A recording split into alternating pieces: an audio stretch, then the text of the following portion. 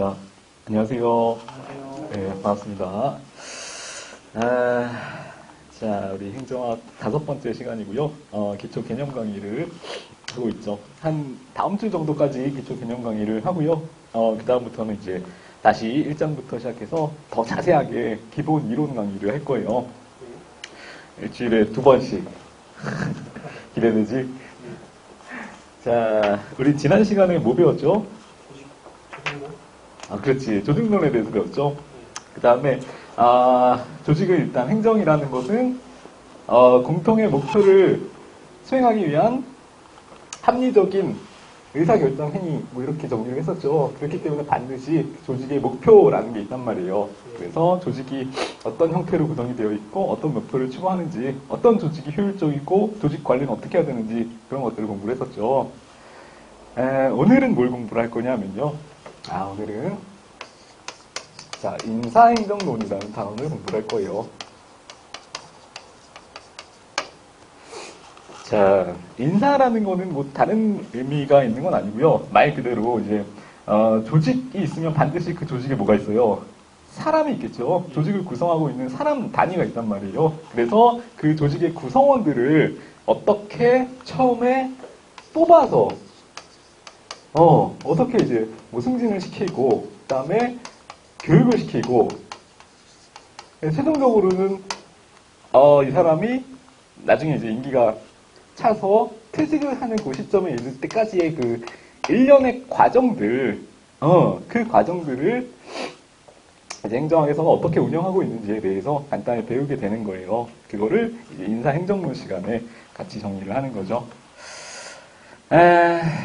그래서 우리 유인물을 잠깐 보시면은 인사행정의 의 그래가지고 이게 전문적인 막요 기능이다 이렇게 되어 있죠. 요 자체가 하나의 어떤 전문화된 조직 관리의 기법이라고 볼 수가 있어요. 그래서 굉장히 이제 전문성이 있는 행동이고요. 인사행정이라는 것이.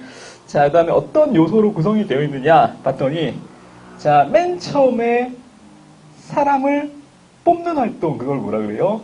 임용이라고 하죠. 임용. 그래서 임용부터 시작을 하는 거예요. 여기가 출발점이에요. 인사행정의 출발점은 임용부터예요. 자, 그 다음에 그 사람이 처음에 공무원이 되면 사실 공직 업무를 수행할 수 있는 역량이 확실하게 있지는 않잖아요.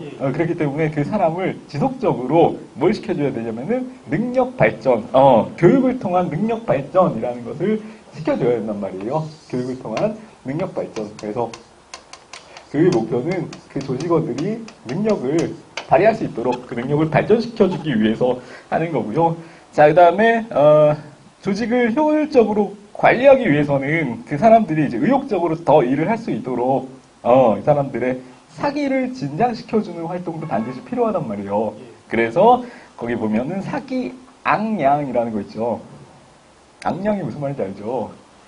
사기를 양양은 지명이고요. 양양은 지명이고 악량이라는 거는 그 증진시켜준다. 약간 이런 의미예요. 국어 공부하지 않나? 악량이라는 뜻을 좀 알아뒀으면 하는 바람이 있네. 사기 악량이라는 거는 사기를 이제 진작시켜준다. 의욕적으로 더 일을 할 수 있도록 이제 의욕을 좀 고취시켜준다. 이런 개념이라는 거죠. 그래서 최종적으로는 이제 퇴직에 이를 때까지의 일련의 과정들과 관련된 활동, 사람을 다루는 기법, 뭐 이런 것들 총체적으로 배우는 게 인사행정 시간이에요. 자, 그래서 거기 보시면은 요 아까 언급드렸던 3가지 있죠. 임용, 그 다음에 능력 발전, 그 다음에 사기 악량, 거기까지 해가지고 그거를 인사행정에 있어서의 3대 요소라고 불러요, 보통.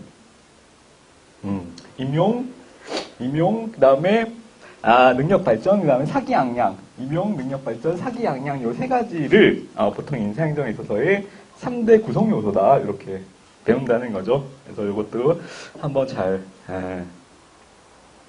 눈여겨보시고, 자, 그래서 요 내용이 어떻냐에 따라서 공직 구조가 바뀌어요. 공직 구조가 달라진다는 말이에요. 자, 그래서 그러면은 시대순으로 이렇게 얘기하면 조금 막연하니까 시대적으로 어떻게 공직 구조라는 게 바뀌어왔는지를 한번 간단히만 언급을 드릴게요. 자, 아주 옛날에는, 공직을 어떻게 유명했어요? 어떻게 알았어? 엽관주의라는 게 있었어요, 엽관주의. 아, 엽관주의. 엽관주의라는 거는 도대체 뭐예요? 많이 들어보긴 했는데. 승리한 정당은 어, 인사 임명권을 나가지고 그렇지. 승리한 정당이, 어디에서? 선거에서 승리한 정당이 집권당이 됐으니까, 본인이 이제 집권 여당의 입장에서 공직을 자기 마음대로 나눠주는 제도, 분배하는 제도를 엽관주의라고 했죠, 엽관주의. 자, 그래서 공직 임용 제도에서 역사적으로 제일 먼저 등장했던 게 바로 이 엽관주의예요, 엽관주의. 이게 1번이었어요. 자, 엽관이라는 건 혹시 뭔지 아세요? 엽관. 엽관이라는 거는 우리 옛날에 삼국지 같은 거 보면 전쟁을 막 하고 전쟁에서 이제 승리한 쪽에서 그 나라에 패배한 나라에 가가지고 막 뭐 금은 보화, 미녀 뭐 이런 것들을 막 이렇게 챙겨오잖아. 그런 것들을 뭐라 그랬어요? 전리품이라고 하죠. 전리품. 전쟁에서 승리해서 챙겨온 승리의 기념품, 그거를 전리품이라고 하는데, 자, 그거를 이제 다른 말로, 조금 어려운 말로 엽관이라고 표현을 해요. 자, 그러니까 선거가 일종의 전쟁이잖아요, 전쟁. 그래서 거기에서 승리한 정당이 마치 전쟁에서 승리한 것처럼 귀중품을 자기 부하들한테 막 나눠주는 것처럼 그렇게 전리품을 나눠주는 방식으로 공직자를 임명한 거, 그거를 이제 엽관주의라고 불렀다는 거죠. 엽관, 전리품이랑 같은 의미인 거예요. 자, 근데 엽관주의는 좋은 점이 있죠. 나중에 좀 더 자세하게 배울 거예요. 자, 제일 좋은 점은 뭐예요? 국민한테 얘네들은 어떻게 해줘? 잘해줘요. 초딩이니? 잘해줘요. 맞아. 맥락만 이해하면 되죠. 엽관주의는 국민들한테 굉장히 잘해줘요. 왜? 그래야 선거에서 그렇지. 다음 선거가 또 있으니까. 선거라는 거는 임기가 있잖아요, 임기. 4년이 됐든 5년이 됐든 임기라는 게 있고, 임기가 끝나면 또 재선거를 해야 되는데, 만약에 국민들 마음을 얻지 못하면은 재선거했을 때 실패할 거 아니야, 패배할 거 아니야. 그렇기 때문에 임기 동안 국민들한테 굉장히 잘해준단 말이에요. 그래서 국민에 대한 뭐가 높다 그러냐면 대응성이 높다고 얘기를 해요. 국민에 대한 대응성이 높다. 혹은 다른 말로는 뭐 민주성이 높다. 이렇게 이제 표현을 한단 말이에요. 이게 엽관주의의 가장 큰 장점이야, 장점.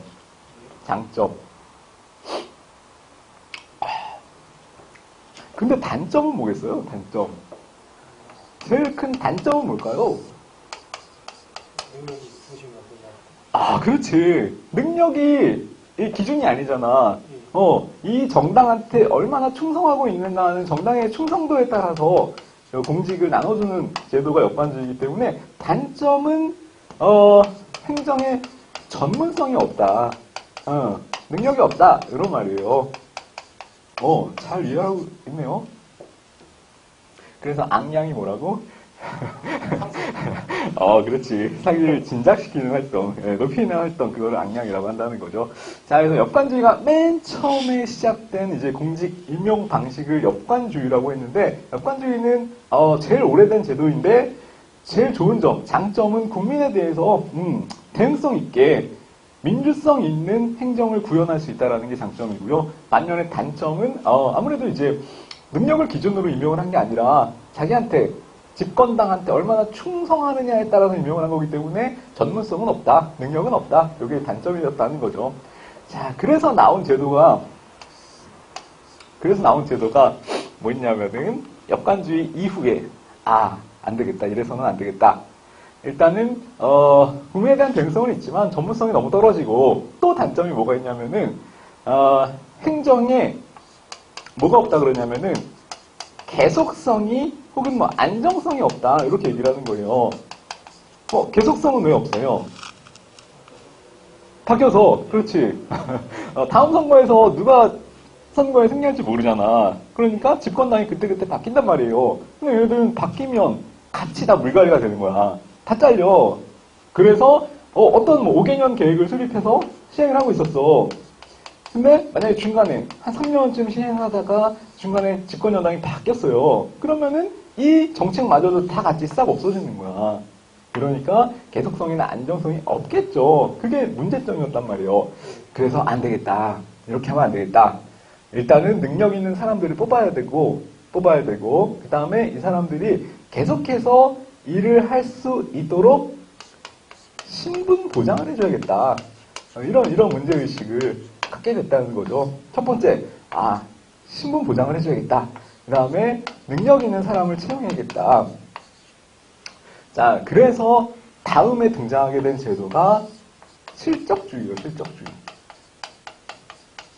역관주의 다음에 등장하게 된 제도가 실적주의라는 개념이었어요. 실적주의라는 개념. 자, 그래서 두 개 용어 일단 기억해 두시고, 조금 이따가 더 자세하게, 장점, 단점, 의의, 이런 것들을 다룰 거니까. 맨 처음에 등장한 건 역관주의, 시대적으로. 그 다음에 등장하게 된 게, 이런 문제점 때문에 그거를 이제 개선하고 싶어서 등장한 게 실적주의. 역관주의랑 실적주의. 나중에 등장한 게 뭐냐? 그러면은 실적주의. 역관주의의 단점을 극복하기 위해서 나중에 등장한 게 실적주의였다. 이렇게 얘기를 하는 거죠. 자, 그러면 실적주의는 사람을 뽑을 때 능력 있는 사람을 뽑아야 되잖아요. 예. 그러니까 어떻게 해서 뽑겠어요? 시험. 보통 그렇지. 시험 아니면은 뭐 자격 검증 뭐 이런 것들을 동원해서 이제 뽑는단 말이에요. 그렇다면 우리나라는 지금 공무원을 어떻게 뽑아요? 시험을 봐서 뽑으니까 그러면은 우리나라 공무원은 실적주의적 요소겠네라는 거 알 수 있겠죠. 예. 자, 근데 그러면은 역관주의적인 요소는 우리나라에 있어요, 없어요? 있어요. 어디에 있어요? 정무직. 그렇지. 정치적으로 임명되는 직책이 있죠. 예. 장관, 차관 대표적으로 국무총리 다 정치적으로 임명되잖아. 시험 봐서 뽑는 거 아니고 대통령이 시키는 거잖아요. 예. 그러니까 우리나라는 실적주의가 중심이기는 하지만 역관주의적인 요소가 가미되어 있다. 감이 무슨 말인지 알아요? 살짝, 그렇지. 살짝, 복합적으로 구성이 되어 있다. 이런 의미겠죠. 자, 근데 실적주의는 역사적으로 이제 발전 과정이 조금 다르게 전개가 되었어요. 실적주의라는 거는 기본적으로는 이제 능력 있는 사람들을, 자기 이제 정당에 대한 충성도와 상관없이 임명을 하는 거는 맞죠. 그 다음에, 중간에 이제 안정성 있게 공직 업무를 수행하도록 신분을 보장시켜주는 제도인 거는 맞는데요. 자, 이게 이제, 국가에 따라서, 나라에 따라서 영국식 실적주의랑 미국식 실적주의랑 조금 이제 차이나게 발전을 했어요. 자, 그래서 영국 그러면은 약간 그렇잖아. 귀족 신분 질서가 더 이제 중요하게 생각되는 사회잖아요. 그래서 실적주의 내에서 영국식 계급제라는 것이 만들어지기도 했고요. 그 다음에 또 미국에서는 계급보다는 약간 미국은 평등한 사회를 표방하고 있잖아요. 뭐 딱히 그렇진 않지만 실질적으로는. 그래서 1960년대 미국에서 어떤 일이 있었죠? 그래 이제 그만 물어볼게. 사회 문제, 흑인 폭동 같은 사회 문제가 발생하기도 했죠. 1960년대에 미국에서는. 그래서 1960년대 미국에서 흑인 폭동 같은 문제가 발생됨으로 해서 나타난 행정학의 접근 방법은 무슨 행정론? 신행선건? 그렇지. 신행정론. 신행정론은 그 전까지 기승을 부리던 이 과학적 접근 방법이었던 행태주의를 수정하면서 등장했던 그렇지. 후기 행태주의를 기반으로 해서 등장을 했었다라는 내용이 있었죠. 그래. 잘 기억하고 있네. 자, 그래서 어쨌든 미국에서는 평등한 사회를 표방했기 때문에 신분, 계급 이런 게 중요한 게 아니라 실제로 이 어떤 역할을 수행하고 있느냐 이 직책에서 그거를 이제 중심으로 직위분류제라는 제도가 발전을 했어요. 자, 그래서 이 두 개 기억해 두시고 실적주의랑 실적주의 내에서도 영국식의 계급제적인 요소랑 그 다음에 미국식 직위분류제적인 요소로 발전을 해왔다. 역사적으로. 자, 근데 마지막 이제 현대에 와서는 이게 다가 아니다. 실적주의도 물론 좋지만 실적주의의 장점도 있지만 단점이 있다. 실적주의 단점은 뭐겠어요? 반대겠죠, 역관주의랑. 예. 실적주의는 국민한테 민주적으로 대응을 해줘요, 안 해줘요? 떨어져요. 떨어지지. 왜? 얘네들은 뭐가 되기 때문에. 신문 보장. 신분 보장이 되니까 잘릴 일이 없어. 국민한테 굳이 친절하게 해줘야 될 필요도 없어. 예. 국민의 요구에 다 요구를 들어줘야 될 필요도 없어요. 그래서 이런 문제점들이 있으니까 요거를 조금씩 합치자.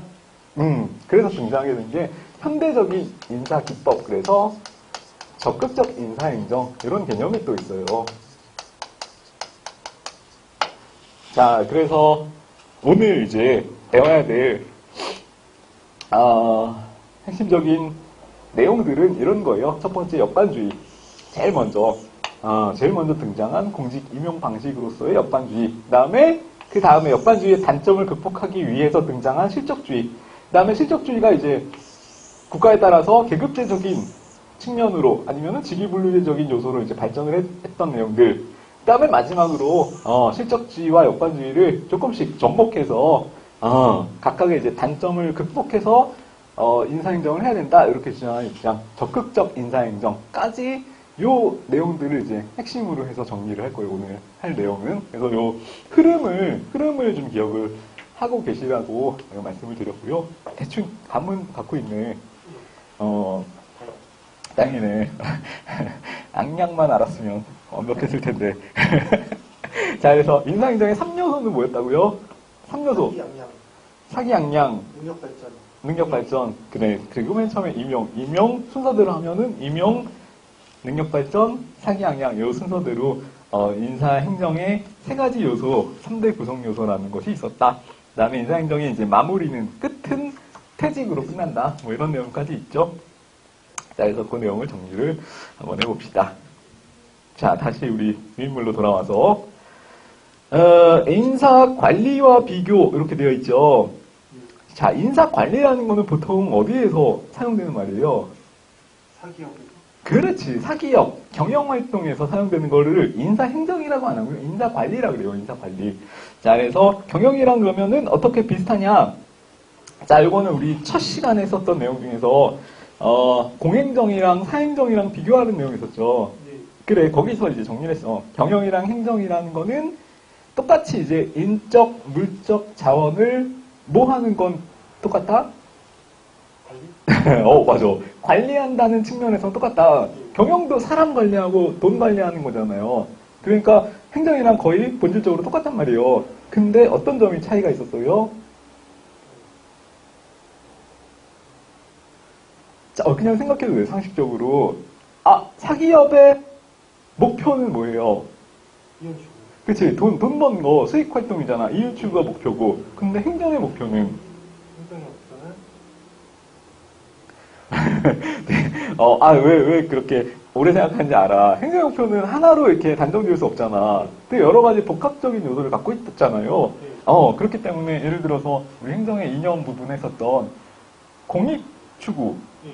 이런 거는 공연. 사기업에서 하는 게 아니라, 공행정에서만 하는 그런 이제 특징이었잖아요. 자, 그런 점에서 일단 차이가 나긴 하지만, 기본적으로 관리라는 면에는 똑같다. 사람 관리하고 돈 관리하는 거는 경영이나 행정이나 똑같다라는 거예요. 자, 그래서, 인사도 마찬가지야. 행정이랑 경영이랑, 표현만 다를 뿐이지, 경영에서는 인사 관리라고 할 뿐이지, 똑같단 말이에요. 근데 차이점은 뭐냐면은, 공공성, 거기 있죠. 이건 공익을 추구한다라는 의미예요. 행정은 공익을 추구하는 공공성을 갖는다. 이런 개념인 거고. 자, 그 다음에 정치적인 요소가 있겠죠. 당연히 행정이라는 것은. 그래서 정치성. 이거 그냥 뭐 쭉 이해만 하고 계시면 돼요. 그 다음에 이제, 법의 통제를 많이 받죠. 행정은. 그래서 법정주의. 그러니까 상대적으로 이제 유연하지 않고 딱딱해. 경직성. 이런 게 특징이고요. 그 다음에 독점성. 행정 독점성 있죠. 우리 그 정부 실패했을 때 배웠던 거. 뭐 독점 때문에 나타나는 무슨 비효율성 이런 거 있었죠. 좀. 그랬잖아. 문제들 막 풀어서 맞췄잖아. 독점. 독점성에 나타나는 그 비효율성 개념 중에서 이거 있었죠. 독점. X의 비효율성. 아. 이게 왜 나타난다 그랬어요. 뭐.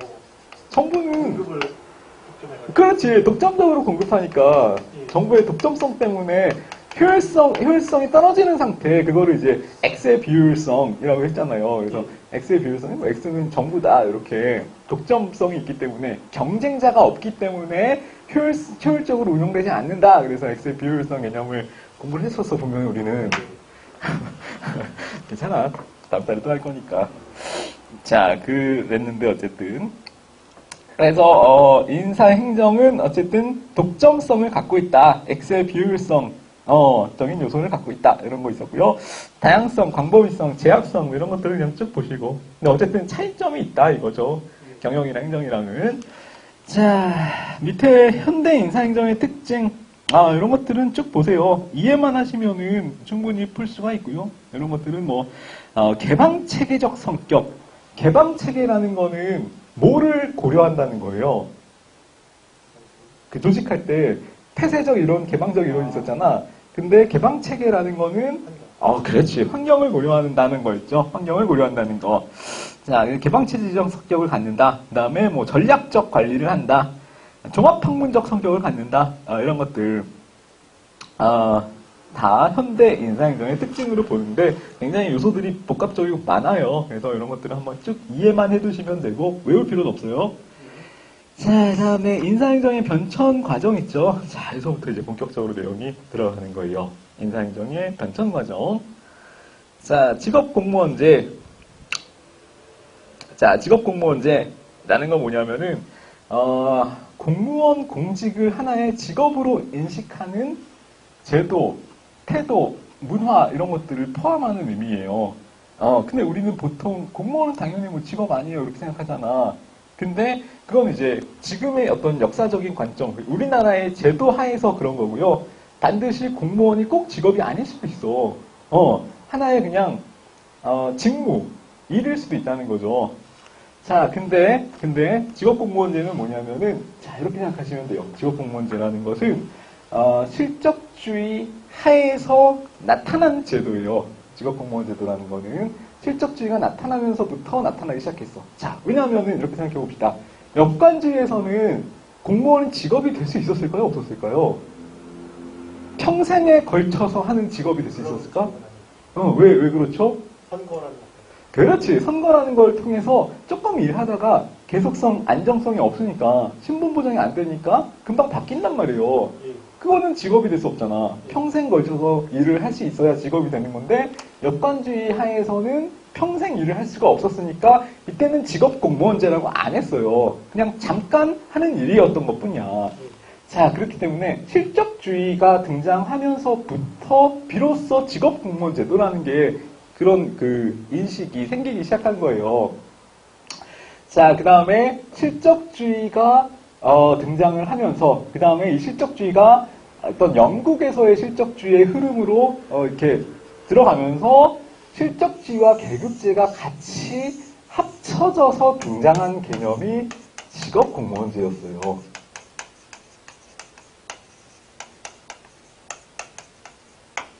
자, 간단히만 언급을 하면은, 그러면은 왜 실적주의와 직위분류제는 직업공무원제도가 아니에요? 뭐 이렇게 궁금해할 수 있잖아요.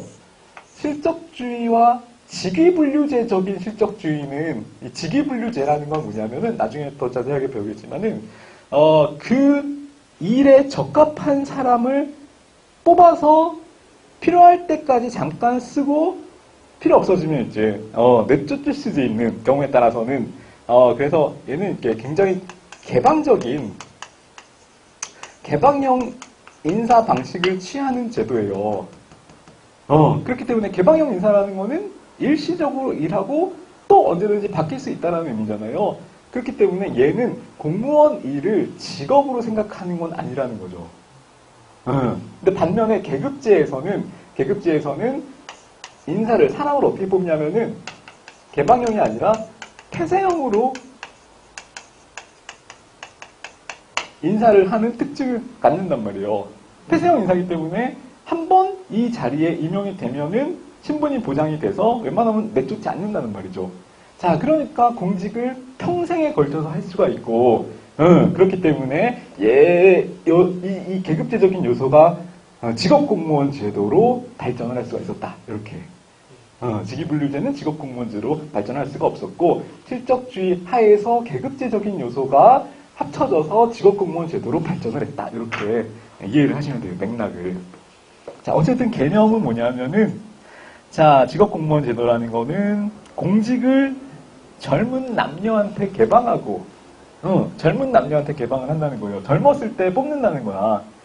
그래서 그들이 평생에 걸쳐서 공무원으로 근무할 수 있도록 안 잘리고 계속 일할 수 있도록 이렇게 제도를 마련을 하고 신분 보장을 해줘야겠죠. 그러니까 그다음에 능력 발전을 하면서 점차 상위직으로 승진을 할 수 있도록 만들어주는 제도. 이거를 직업공무원 제도라고 이렇게 풀어서 설명을 하는 거예요. 근데 그냥 간단하게 말하면 공무원은 그냥 직업으로 젊어서 들어가서 퇴직할 때까지 평생 일할 수 있도록 만들어주는 제도. 그거를 직업공무원 제도다. 이렇게 간단히만 이해하셔도 돼요. 자, 그래서 절대 군주시대부터 만들어졌다. 연원 뭐 이런 것도 있는데 이건 크게 중요하지 않고 자, 확립 요건이 뭐냐면은 일단 기본적으로 실적주의예요. 실적주의. 실적주의. 자, 공직을 젊은 남녀한테 개방을 했다. 그리고 평생 일을 해줄 수 있게 한다. 이건 아까 얘기했지만 신분을 보장해주겠다 이거잖아요. 그리고 처음에 들어갈 때는 역관주의처럼 정당과 관련이 있는 정당에 충성하는 사람을 뽑는 게 아니라 처음에 실력이 있는 사람을 시험 봐서 뽑고 그 사람을 신분 보장시켜줘서 평생 직업으로 공무원 일을 할 수 있도록 이렇게 만들어준다는 거니까 기본은 역관주의 아니고 실적주의 기본이요. 기반은 실적주의가 우선적으로 확립됐을 때만 요거를 직업공무원 제도로 할 수 있다. 그래서 실적주의는 직업공무원 제도의 필요 요건. 이런 표현을 써요. 실적주의는 직업공무원 제도를 시행하기 위한 필수적인 요건이다. 필요 요건이다. 이렇게 표현을 한다는 거예요. 자, 그리고 직업공무원 제도가 정착되려면, 잘 되려면, 일단 공직자에 대한, 선망의식, 공직에 대한 메리트 이런 게 있어야 돼. 그래서 공직을 좀 더 어떤 좋은 직업으로 젊은이들이 선망할 수 있는 그런 어떤 제도적인 여건? 이런 것들을 만들어줘야만 직업공무원 제도가 발전할 수 있어요. 막 직업이 공무원이라고 그랬는데 막 사람들이 깔보고 우습게 보고 막 공무원이야? 뭐 이렇게 생각한다면 이 직업공무원 제도라는 게 정착되기 어렵겠죠. 문화적으로. 그렇기 때문에 일단 공직에 대한 사회적 평가가 굉장히 높아야 되고요. 자, 그 다음에 유능한 젊은 사람들을 채용할 수 있도록 사실 이거는 지금은 폐지됐지만 옛날에는 나이 제한이 있었잖아요. 공무원이 되려도. 그래서 나이를 제한하는 거는 뭐 다른 게 아니라 평등에 반하려는 게 아니라 사실은 직업공무원 제도를 정착시키기 위해서는 젊은 사람을 뽑아서 그 사람들을 계속 교육시켜서 일을 평생 할 수 있도록 그러니까 젊을 때 들어가야 더 오래 일할 수 있는 거잖아요. 그래서 한때 이제 우리나라에서도 나이를 제한을 했었죠. 지금은 뭐 폐지가 됐지만.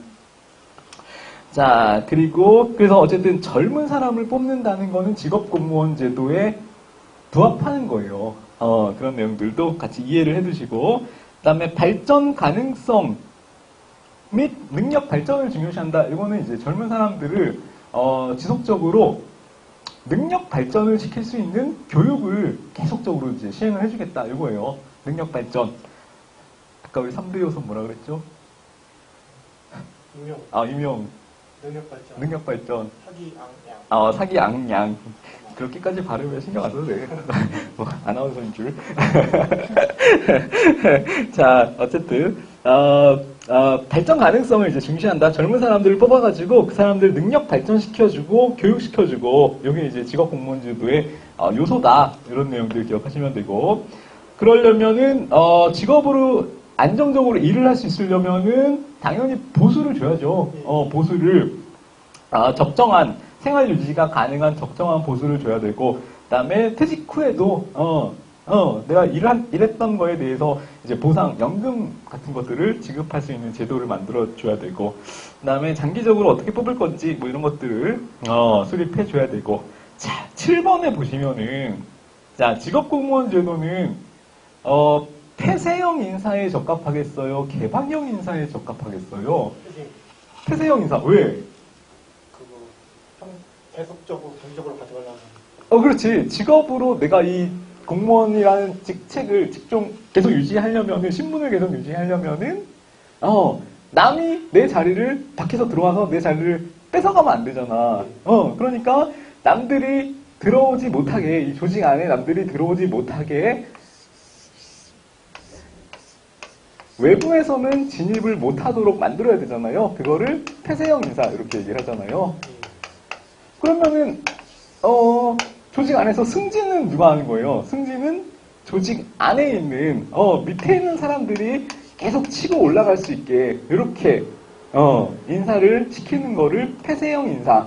그래서 밖에 사람들이 들어오는 건 이제 개방형 인사라고 하는데, 개방형 인사를 하지 말고 안에 있는 사람들끼리 승진을 시킬 수 있는 이 폐쇄형 인사 방식을 적용을 시키자. 이거지요. 직업공무원 제도는 그래서 폐쇄형 인사 제도랑 관련이 있다라는 거. 이거는 시험에 많이 나오죠. 그래서 여기서 중요한 거 몇 개만 뽑아보면요. 실적주의의 우선 확립. 이게 제일 중요하고, 그 다음에 폐쇄형 인사. 자, 그 다음에 이것도 같이 연관되는 거예요. 정치적 중립. 아까 정치성이 있는 거, 역관주의는 정치적 중립이 없었잖아. 정당에 충성하는 사람만 공직에 임명하는 거니까 얘는 굉장히 정치적인 사람들이 공무원이었단 말이에요. 그래서 그걸 이제 막자, 방지하자 그래서 실적주의가 나온 거고, 실적주의의 대표적인 특징 중에 하나가 정치적으로 공무원을 중립화시키자 이런 거였어요. 그래서 직업공무원 제도도 실적주의와 관련된 거니까 당연히 정치적 중립이 굉장히 중요하다는 거죠. 자, 그 다음에 장점. 직업공무원 제도가 되면은 뭐가 좋느냐? 이거예요. 자, 행정의 능률성 확보할 수 있다. 왜? 행정의 능률성이 왜 확보돼? 직업적으로 그 임무를 계속, 오랜 시간에 걸쳐서 하잖아. 젊었을 때 들어가서 나이 들 때까지. 그러니까 행정의 능률성을 확보할 수 있고, 전문 직업주의가 확립될 수 있다. 이런 거고. 자, 그 다음에 두 번째. 신분 보장이 되니까 행정이 계속적으로 안정성 있게 수행될 수 있겠죠. 이거. 정치적 중립성을 확보할 수 있고, 당연하죠. 그 다음에, 고급 공무원 양성에 유리하다. 이거는 뭐지? 고급 공무원 양성에 유리하다. 자, 고급 공무원은 각각의 업무를, 공무원의 다양한 업무들을 다 전반적으로 이해하고 꿰뚫고 있는 사람이 올라가야 그 전체를 컨트롤할 수가 있잖아요. 그게 고급 공무원의 능력인데, 이 사람들은 젊었을 때 들어가서 다양한 직무 경험을 해본단 말이야. 이 일도 해보고 저 일도 해보고 막 이렇게 부서가 바뀌니까.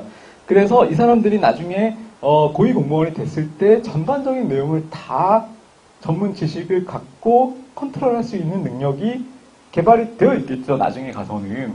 그래서 고급 공무원을 양성하기가 좋다라는 거예요. 다른 말로는 이렇게도 표현을 해요. 일반 행정가 양성에 유리하다. 일반 행정가 양성에 유리하다. 뭐 이런 표현을 쓴다는 거죠. 자, 나머지는 쭉 보세요. 공무원의 질적 향상에 기여, 뭐 이런 것들 있고요. 그 다음에 재직 공무원들의 사기를 진작하는 데는 유리하겠죠. 사기를 악량시킬 수 있겠죠. 자, 그 다음에 단점은 뭐냐면은, 행정의 전문성이 저해될 수 있다. 자, 요거 아까 구분을 해보세요. 능률성은 확보가 될 수 있는데, 전문성은 떨어질 수도 있어. 왜? 요 직업공무원 제도라는 거는 직업적으로 여러 가지 공직과 관련된 부서에서 돌아가면서 일을 하기 때문에 전체적인 내용은 숙지할 수 있지만, 딱 그 고정된 그 한 가지 직무만 하는 건 아니에요. 마치 공장처럼 같은 일만 계속 하는 건 아니란 말이에요. 그래서 일반 행정가 육성에는 적합하지만 다른 말로 전문 행정가 육성에는 적합하지 않을 수도 있다. 이렇게 표현을 한다는 거죠. 자, 그 다음에 정치적, 민주적 통제 어려움. 국민들이 이 공무원을 통제하기가 힘들어. 왜? 바꿀 수가 없으니까. 이 사람들은 신분이 보장되기 때문에 또 철밥통이야. 잘리지도 않아. 그러니까 국민들이 어떻게 할 수가 없어. 그래서 국민들한테 굉장히 고압적이어도, 뭐, 민원은 제기할 수 있겠지만, 그 이상의 어떤, 경질 같은 것들을 국민들이 할 수가 없다는 거죠. 국민의 요구에 대한, 고객의 요구에 대한, 여기서 이 고객은 국민일 테니까, 대응성이 떨어진다. 라는 것도 같은 맥락이죠. 자, 그래서 이런 것들을 기본적으로 이해를 하고 계세요. 자, 그래서 직업공무원 제도는 제일 먼저 확립돼야 되는 직업공무원 제도의 필수 요건은 뭐다? 무슨 주의? 그렇지. 실적주의. 실적주의가 뭐와 같이 만나서 직위분류제가 아니라 영국에 있는 계급제적인 요소랑 만나서 합쳐져서 만들어진 제도가 직업공무원 제도다. 이렇게 이해를 하시면 되고요. 자, 넘어가 봅시다. 맥락만 이해를 하세요. 맥락만.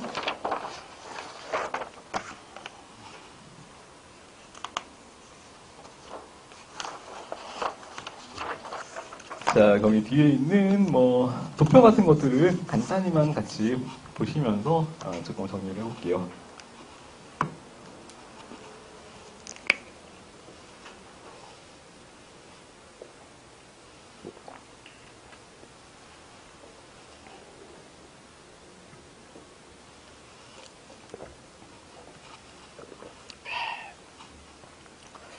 자, 뭐 이번에 직업공무원 제도와 실적주의와의 관계 뭐 이런 거 있죠. 실적주의와의 관계 이런 것들이 있고요. 차이점 같은 것들을 한번 봅시다. 자, 직업공무원 제도라는 건 실적주의에 기반을 해서 등장을 하기는 했지만 그래도 실적주의와 약간 대비되는 요소가 있을 수 있어요. 그래서 어떤 게 다른가 하는 내용들을 보시면은 두 번째 추구 이념에서 실적주의는 굉장히 이제 능률성, 전문성 이런 것들만 중요하게 생각했던 제도예요. 근데 직업공무원 제도는 그것보다는 좀 더 안정성 있게 직무를 수행하는 것, 그게 이제 더 중요했다는 거죠. 그래서 전문성이 다소 훼손되더라도 일반 행정가를 육성시키기 위해서 더 오래, 길게, 안정성 있게 일을 하는 거를 제일 이제 추구를 했다는 거예요.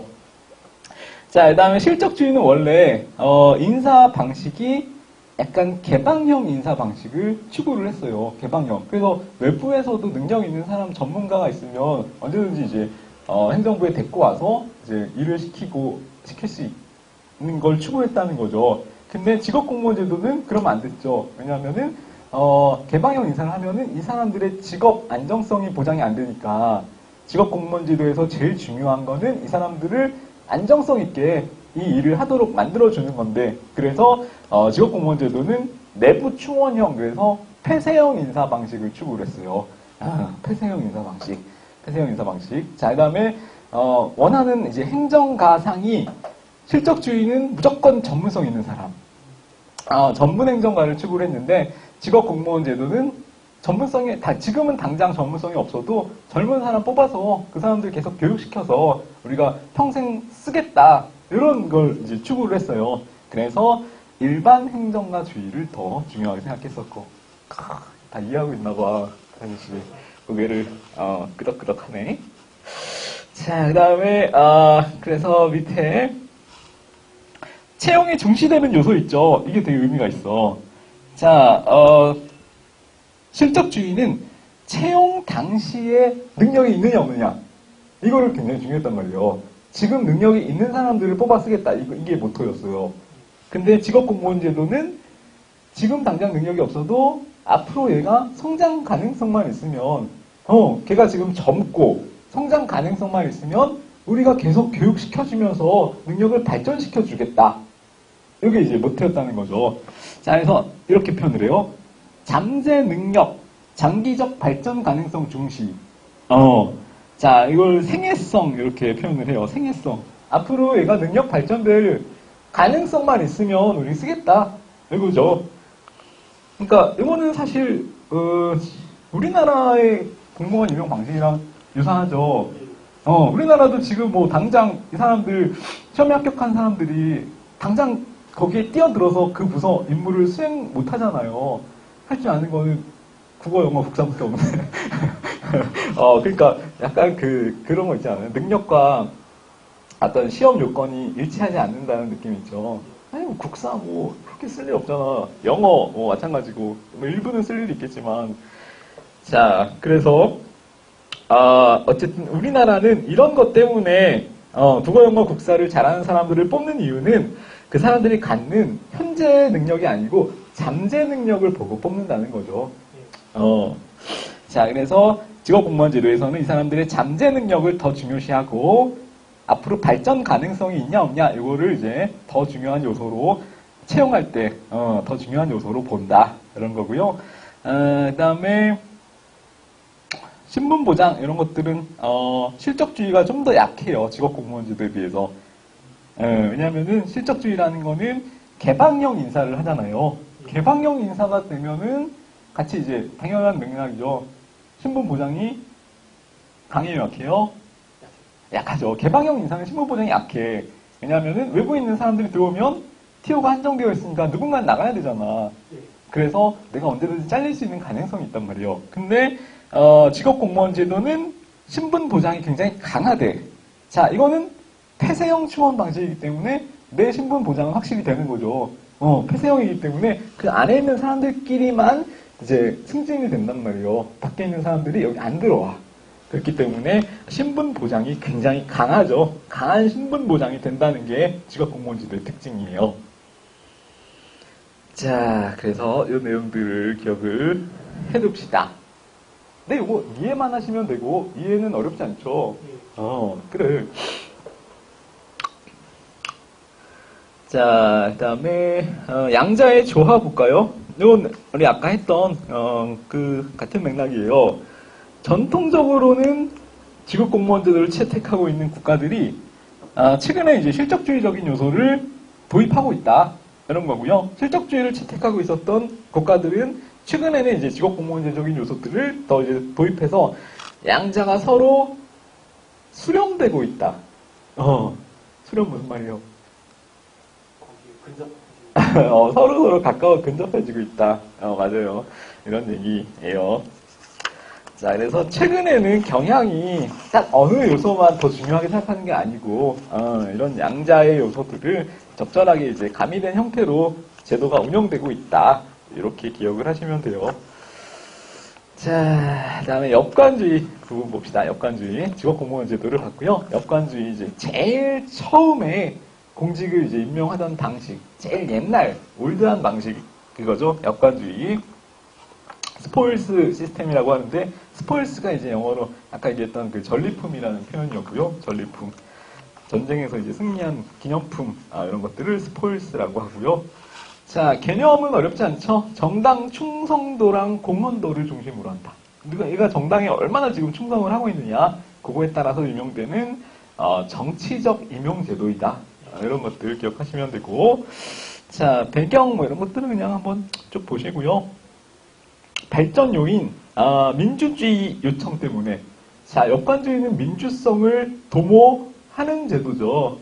민주성을 부합하는 제도이기 때문에 민주주의를 더 중요하게 생각하는 국가에서는 이 역관주의를 굉장히 중시한다는 거죠.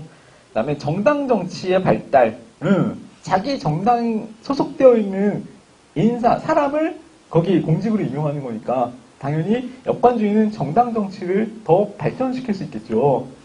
그리고 정당 정치가 발전해야 역관주의도 더 발전을 하는 거고. 자, 그 다음에 행정의 단순성. 이거 무슨 말일까요? 행정의 단순성이랑 역관주의 무슨 상관이야? 단순성. 행정의 단순성 반대말은 행정의 복잡성이겠죠, 복잡성. 근데 행정이 단순하면 왜 역관주의가 발달해요? 맥락을 이해해야 돼. 자, 우리 이 틀 안에서 이해를 하시면 돼요. 자, 행정이 단순하고 쉬워. 그러면은 왜 역관주의가 더 발전하기 쉬울까요? 능력 없는 사람들이. 그렇지. 능력 없는 사람, 전문성 없는 사람도 얼마든지, 요 공직자에 임용돼도 상관없다는 거예요. 일을 다 할 수 있어. 그렇기 때문에 행정이 단순하면 단순할수록 역관주의 제도가 시행되기가 쉬워요. 이거. 그렇지. 그렇게 이해를 하면 돼요. 자, 그다음에 민주화. 대통령의 지지 세력을 확보하기 위해서 필요하다. 이거 다 이해되시죠? 장관이 대통령 말을 잘 듣는 사람 딱 임명해 놓으면 좋잖아. 만장일치야 그냥 막 북한처럼 다 박수치고 앉아 있는 거죠. 자, 그래서 이런 발전 요인이 있고요. 이런 게 이제 발전하면 할수록 역관주의를 시행하기가 더 편하다 이런 내용들이고, 자, 장점 단점은 이제 아까 대략적으로 정리를 했는데 그 바탕하에서 이런 내용들을 한번 봅시다. 중요한 거 몇 개만. 민주주의 구현. 이거 제일 중요하고 제일 뭐 당연한 내용이죠. 민주주의 구현. 자, 그다음에 2번을 한번 봅시다. 자, 관료제의 쇄신을 할 수 있는 게 장점이래요. 이거는 또 무슨 말이에요? 관료제의 쇄신이라는 거는 관료를 필요하면 그때그때 바꾼다는 말인데, 역관주의가 관료제를 쇄신하기에 적합한 제도라는 거는 바꿀 수가 있고, 바꾸는 거는 어떤 제도를 통해서? 선거? 그렇지. 선거를 통해서 주기적으로 공직을 경질할 수 있고, 그걸 통해서 대량 물갈이를 할 수가 있으니까 관료제가 쇄신된다. 라는 게 이제 장점이에요, 장점. 역관제의 장점. 고인물은 썩는다, 뭐 이런 느낌으로. 그러니까 썩으면 썩기 전에 바로바로 바꿔야 된다. 쇄신해줘야 된다. 이런 내용인 거죠. 자, 그 다음에, 강력한 정책을 추진하기가 좋다. 이거는 또 무슨 말일까요? 강력한 정책을 추진하기가 좋다. 왜? 내가 지금 장관, 그래, 맞아. 맞아. 내가 임명한 제도잖아. 내가 나 원하는 사람을, 내 말 잘 듣는 사람을 꽂아놨기 때문에 감히 내 말에 반발할 수 있는 인사가 없어. 그러니까 내가 대통령이라면 내가 어떤 정책이든 추진하는데 전혀 어려움이 없다는 거죠. 잘했어. 자, 반면에 단점 봅시다. 단점. 행정의 비전문성. 이건 이해되시죠? 전문성이 없어. 능력이 없어. 행정이 단순해. 뭐 이런 내용이고, 능률성 없다. 수업할 때마다 한 번씩 불이 나네. 가을철이라 불이 나기 쉬워요. 하늘 씨는 여자친구 있어? 그냥 물어봤어요. 그런 얘기잖아. 마음에 불이 났어요. 연애할 때. 그래서 하늘 씨는 혹시 마음에 불이 나 있나? 그래, 알았어. 꺼졌구나. 공부해야지, 뭐, 그러면.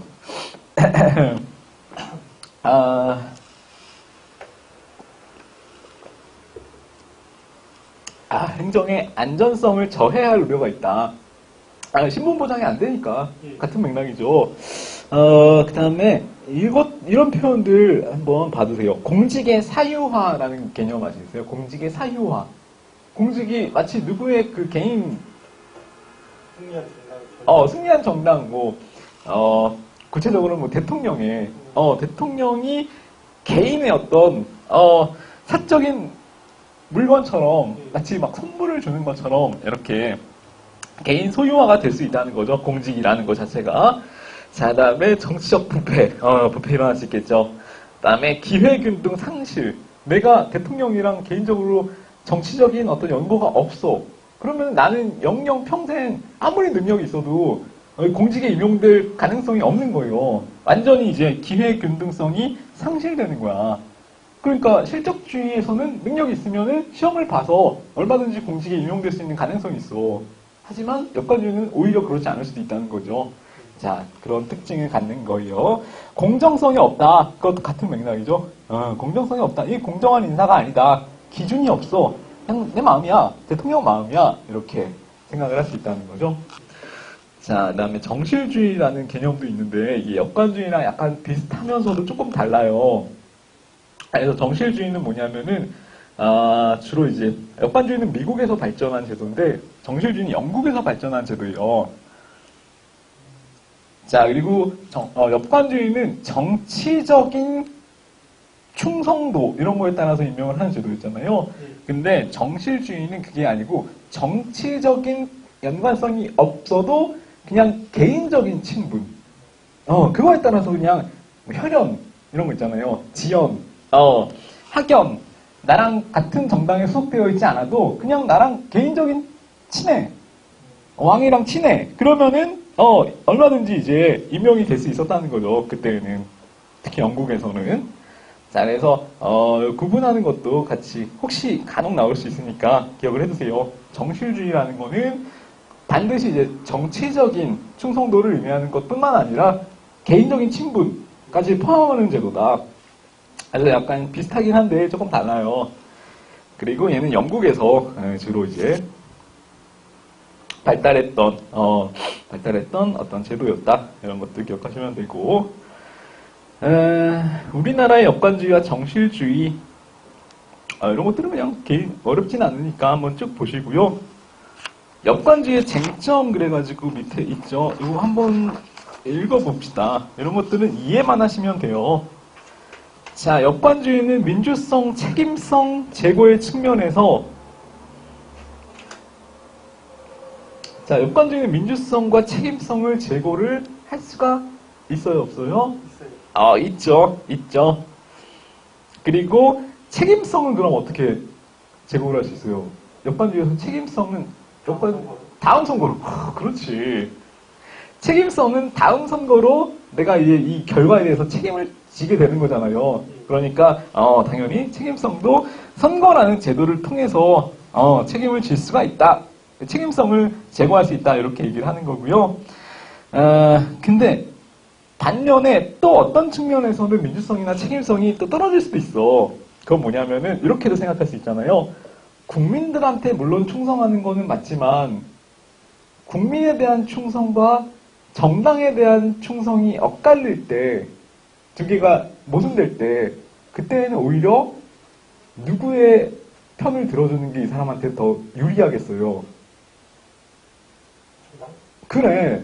나한테 공직을 주는 정당의 말을 듣는 게 상대적으로 앞으로 어떻게 될지 모르겠지만 더 유리할 수 있다는 거죠. 내 삶에.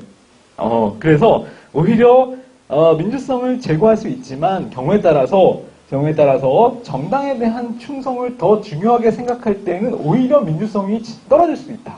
이거예요. 상황에 따라서. 자, 그런 맥락도 있을 수 있으니까 이것도 이해해 두시고. 자, 그럼 역관주의와 공평성의 문제를 한번 보면요. 역관주의와 공평성. 자, 역관주의는 공평한 제도일 수도 있고 아닐 수도 있어요. 왜냐하면은 역관주의는 누구나 정당에 대한 충성도가 있으면 공직에 임용될 수 있잖아요. 그런 면에서는 이제 기회를 제공받을 수가 있는데 능력과 상관없이. 자, 반면에 그 정당에 대한 연고가 없는 사람들은 또 상대적으로 기회를 박탈당할 수밖에 없으니까 오히려 이렇게 보면 공정성이 있는 제도이기도 하고 또 이렇게 보면 공정성이 없는 제도이기도 하고 두 개의 측면이 공존한다는 거죠. 그래서 이런 측면들을 잘 이해를 해두세요. 반드시 공평성 확보에 기여한다 이렇게는 얘기할 수가 없다는 거예요. 자, 일면 어떤 측면에서는 공평성을 제고할 수도 있고 어떤 측면에서는 공평성을 저해할 수도 있다. 이런 내용들이 이제 바탕을 이해를 해두셔야 돼요.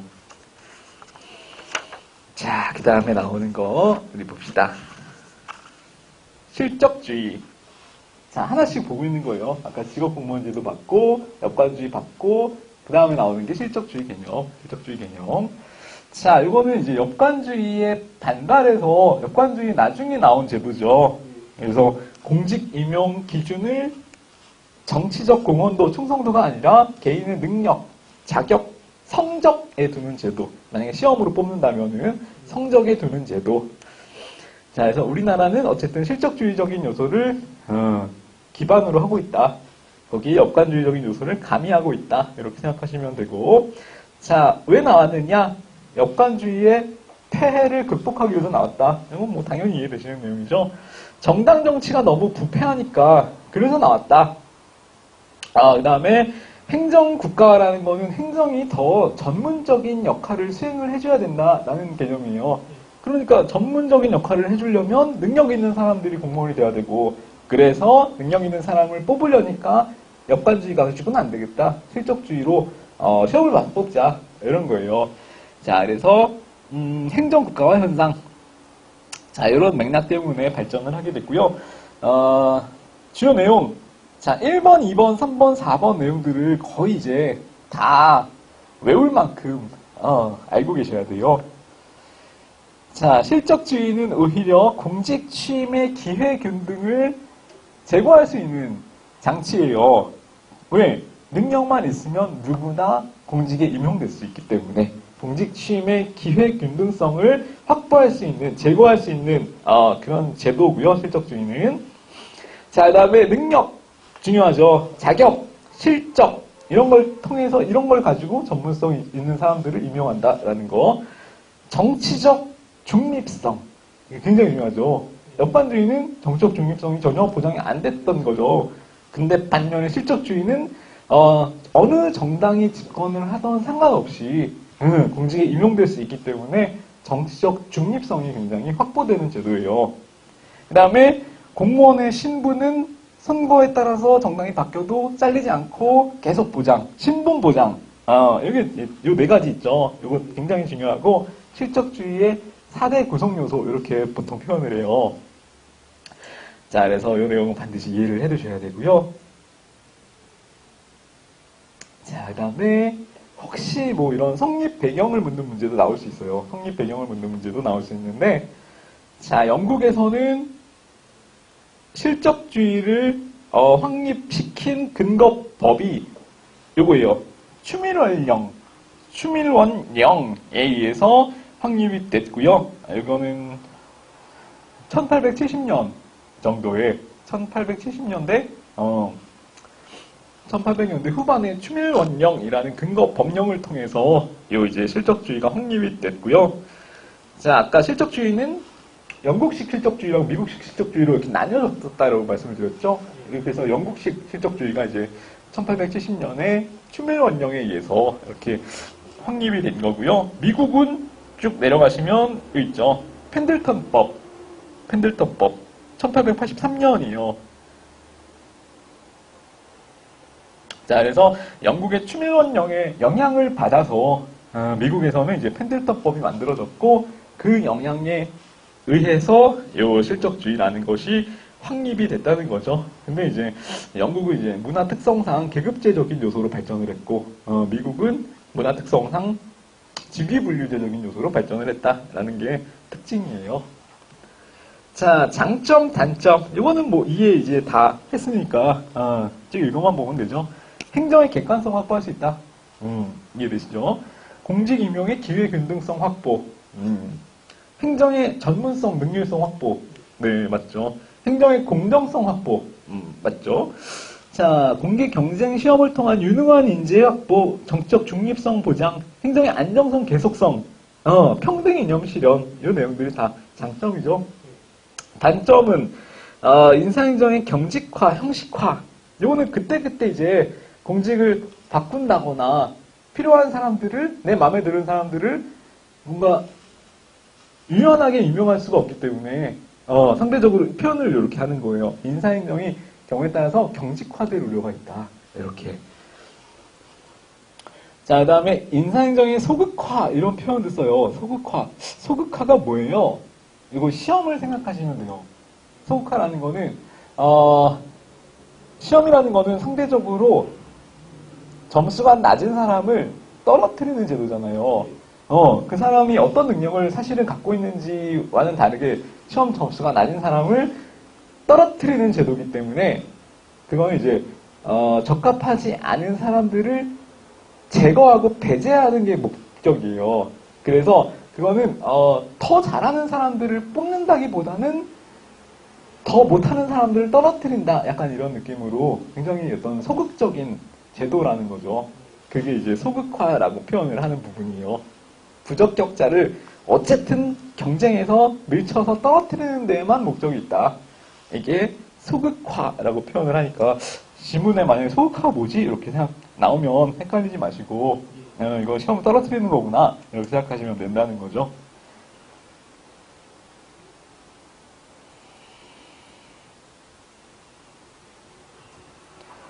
자, 그 다음에 형식적 기회균등. 이런 것도 사실은 되게 의미 있는 표현이에요. 왜 형식적 기회균등이지? 기회균등 맞잖아요. 공직의 기회균등을 보장하는데 이게 형식적 기회균등이래요. 이거는 무슨 말이에요? 잠깐 생각하면 돼. 이 기회균등인데 왜 형식적이라고 그러지? 계급에 따라서 인센티브가 없습니까? 인센티브? 아니야, 이거는 들어갈 때, 처음에 들어갈 때 생각해보세요. 처음에 시험을 봐야 돼. 자, 시험을 봐야 되는데, 나는, 분명히 누구나 시험을 볼 수가 있으니까, 기회균등을 보장받는 거 아니야? 이렇게 생각할 수도 있잖아요. 예. 근데, 실질적으로 생각을 해보자는 거죠. 형식적으로 말고. 실질적으로는, 누구한테나 시험을 봐서 공직에 임용될 수 있는 기회가 열려있는 것 같지만, 형식적으로는, 실질적으로는 시험을 준비할 수 있고, 준비할 만한 시간이 있고, 시간적 여유가 있고, 비용적인 여유가 있는 일부 가진 사람들한테만 시험을 볼 수 있는 기회 자체가 열려있다는 거죠. 롤스처럼, 롤스의 그 표현처럼. 자, 그래서 이거는 형식적으로는 겉에서 봤을 때는 기회균등을 보장받는 것 같지만, 실제로 이제 사회적으로 보자면은 사회 취약계층은 절대로 공직에 임용될 수가 실질적으로 없다는 거죠. 일하기도 바쁜데 어떻게 공부를 할 시간이 있겠어요. 그래서 실질적으로는 기회균등을 보장받지는 못한다라는 게 한계 단점이라는 거죠. 자, 이런 것도 기억을 해주세요. 시험에 나와. 자, 그 다음에 행정의 책임성과 대응성을 저해할 우려가 있다. 이거는 뭐 이해되시죠? 신분 보장되기 때문에 무사 안일주의 이런 표현 들어보셨죠? 무사 안일주의, 복지부동 같은 것들이 야기될 수 있다. 공직자를 전혀 통제할 수가 없어. 신분이 보장되기 때문에. 자, 이런 내용들 이해되시죠? 자, 간단히 한번 정리를 해볼까요? 자, 실적주의가 확립된 영국에서 실적주의가 확립된 근거법은 영국에서 추미론이요. 맞아. 추미론령. 바로 외우기 어려운데. 미국에서는 펜들턴법. 맞아. 펜들턴법. 실적주의는 인사행정을 경직화하는 거예요? 유연화하는 거예요? 그렇지. 경직화하는 거지. 인사행정을 경직화하는 거예요. 오히려. 그때그때 필요한 사람들을 대통령이 마음대로 임명시킬 수 있는 게 아니라고 그랬잖아요. 반드시 그 공무원 안에서만, 경직적으로 인사행정을 운영할 수가 있고, 인사행정의 소극화예요? 적극화예요? 왜? 시험에서 배제, 떨어뜨리는 방식으로 운영을 한다고 했죠. 자, 그 다음에 행정의 책임성과 대응성을 높여요? 저해해요? 그렇지. 책임성과 대응성을 낮춰요. 신분 보장이 돼요, 안 돼요? 이거 너무 쉽다, 그렇죠? 자, 그 다음에 그러면은 실적주의는 실질적 기회 균등일 보장이 돼요, 안 돼요? 안 돼요. 왜? 이거는 무슨 기회 보장만? 그렇지. 그러니까 형식적 기회 균등, 기회 보장만 되고 실질적 기회 균등은 안 되고. 자, 이런 특징이죠. 잘하네. 자, 역관주의는 미국에서 발전한 제도. 정실주의는 어디서? 영국에서 발전한 제도. 자, 그 다음에 역관주의는 행정의 전문성, 비전문성. 역관주의는 비전문성. 그렇지. 공직의 행정의 단순성, 전문성. 단순성. 그 다음에 정당 정치가 발전할 때 발전하기 유리해요. 정당 정치가 발전 안 할 때 발달하기 유리해요. 발달할 때 역관주의가 발전하기 유리하고. 자, 그 다음에 대통령의 지지 세력을 확보하는데 유리하다, 불리하다. 유리하다. 공직의 민주화, 비민주화. 민주화. 그렇지. 민주화. 정치적 중립성의 보장 저해. 저해. 그렇지. 자, 그 다음에 직업공무원제도. 직업공무원제도는 일반 행정가를 육성할 수 있다. 전문 행정가를 육성할 수 있다. 일반. 일반 행정가. 일반 행정가를 육성할 수 있고, 고급 공무원을 양성하는 데는 유리하다, 불리하다? 공무원 유리. 왜? 아까 일반 행정가. 여러 군데 볼수 있어요. 그렇지, 여러 군데를 돌 수 있으니까 전반적인 부서의 업무를 두루두루 컨트롤할 수 있는 고급 공무원을 양성하는 데 유리하다. 행정의 안정성이 확보된다, 확보되지 않는다. 확보돼. 확보된다. 지역공무원제도는 확보된다. 신분 보장이 강하다, 약하다. 강의. 강하다. 폐쇄형, 개방형. 해세요. 폐쇄형, 그렇지. 자, 직업공무원제도가 되려면 우선적으로 확립해야 되는 필수 요건은 실적주의다. 실적주의다. 잘하네. 자, 그 다음에 마지막으로 인사행정의 3대 구성 요소는 임용, 능력 발전, 사기양양. 이렇게 세 가지 방식으로 기억을 하시면 돼요. 아이고, 좋아. 잘하시네. 잠깐 10분만 쉬었다가 또 한번 갑시다.